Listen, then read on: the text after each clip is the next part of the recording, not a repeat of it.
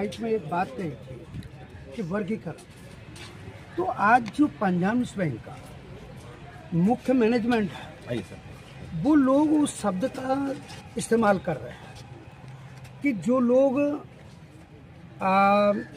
Illegal तौर पर संस्थाएं चला रहे हैं ऐसे लोगों को पीएनबी रिकॉग्नाइज करता है। तो वो क्या है कि जो मास मेंबरशिप जिनके पास है, क्योंकि all India PNB SC/ST employees welfare association registered है और जो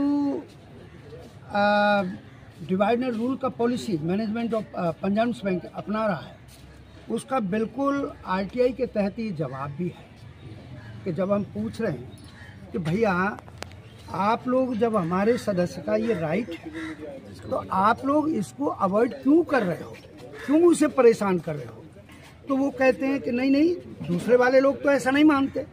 तो भाई दूसरे वाले लोग न माने, वो स्वार्थी हैं, वो लोभी हैं, लालची हैं, उनका अपना कोई निजी स्वार्थ हो सकता है जिस वजह से वो मास सोसाइटी का भला नहीं चाहते हैं। जो हमारा मास सोसाइटी हो गया, जो पंजाब नेशनल बैंक का SC/ST एम्प्लॉयज हो गया, वो सारा का सारा हमारा मास सोसाइटी हो गया और मास हमारा वो हो गया, मेंबरशिप हो गया। तो वो लोग जो हेड ऑफ द पीएनबी है वहाँ पर डिवाइड एंड रूल की पॉलिसी लागू करके हमारे साथ न्याय संगत बात नहीं कर रहे हैं और उसी की आवाज़ उठाने के लिए हम इस देश के जितने भी राज्य, जहाँ तक भी हमारी पंजाब नेशनल बैंक की शाखाएं हैं, हम वहाँ तक जाकर के अपने साथियों को आगाह कर रहे हैं कि ये लोग समाज के प्रति जो जघन्य अपराध हैं उनके लिए भी इन्विटेशन है। मान लीजिए कि किसी आदमी से छोटा मोटा कोई भूल हो गया जो क्षमा योग्य है, लेकिन उस बात को इतना तूल दे देना, बात का बतंगड़ बना करके उसको सस्पेंशन दे देना, डिसमिसल तक पहुंचा देना, तो फिर उसको कौन बचाएगा? उसको जो मेरे बराबर खड़े हैं all India PNB SC/ST employees welfare association के विद्वान हैं, अपने आप में ड्राफ्टिंग के परफेक्ट मैन हैं, ऐसे मोहनलाल जी और उनकी टीम, जितने ये सारे साथी खड़े हैं, आप लोग अपने इसे कैमरे से दिखाएं, ये सारे साथी लोग सब उसी चीज़ को चाहते हैं, मानवीय अधिकार का बहाली चाहते हैं, लेकिन यहाँ पर ऐसा पीएनबी का जो मैनेजमेंट है वो कर नहीं पा रहा है। हम कोर्ट के ऑर्डर को भी डिसओबे करता है। तो ऐसी चीज़ों को हम रोकने के लिए यहाँ पर बहुत सारे आपको इस तरह के जवाब मिल जाएंगे। इसमें ये देखिएगा, ये भी इस तरह का है।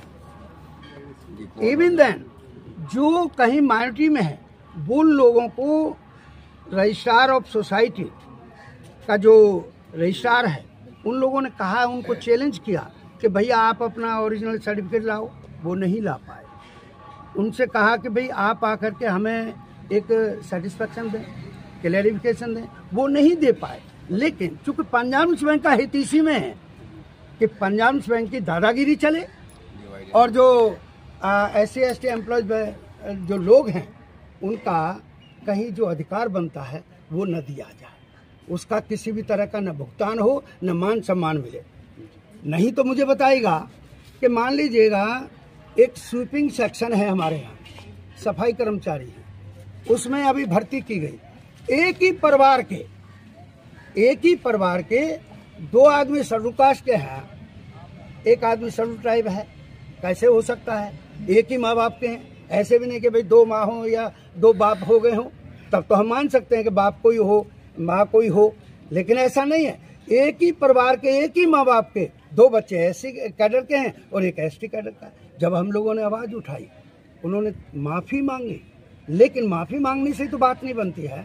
अगर मान लीजिए मेरे से कोई अपराध होता है, मेरे बेटे से 302 का अपराध कर आता है और उसको डेथ सेंटेंस मिलता है और मैं जज साहब के सामने जा कर के बोल दूँ, जनाब चूँकि मैंने सारी दुनिया देख ली, अब मेरा क्या रहना है, तो कि साहब ऐसा करो, मेरे बच्चे को माफ़ कर दो और मुझे हैंग टू डेथ कर दो, लेकिन नहीं करेगा कानून, नहीं इस तरह का इजाज़त देता है।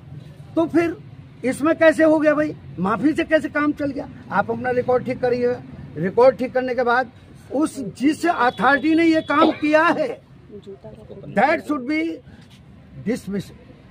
नहीं, जिसने कानून तोड़ा उसको बाहर करो बैंक से, इसका मतलब उस पर चलाना ही आता।